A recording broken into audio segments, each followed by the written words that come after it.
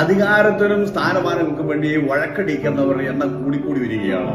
ഇത് ഈ സമൂഹത്തിന്റെ ശാപമായി മാറിക്കഴിഞ്ഞു.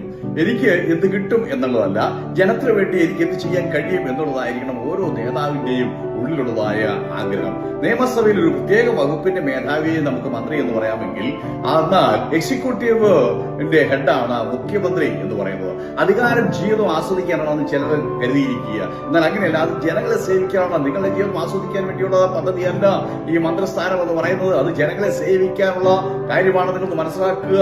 അത് ജാതി, മത, വർഗ, വർണ്ണ, പാർട്ടി, പണം ഇവയ്ക്കെല്ലാം അതീതമായിട്ട് ജനനന്മ മാത്രമായിരിക്കണം ഈ ഓരോ ജനപ്രതിനിധികളുടെയും ലക്ഷ്യം എന്നുള്ള കാര്യം നിങ്ങൾ പറഞ്ഞു പോകരുത്. ബൈബിൾ ഇപ്രകാരം പറയും, നീതിയാണ് ജനങ്ങളെ ഉയർത്തുന്നത്.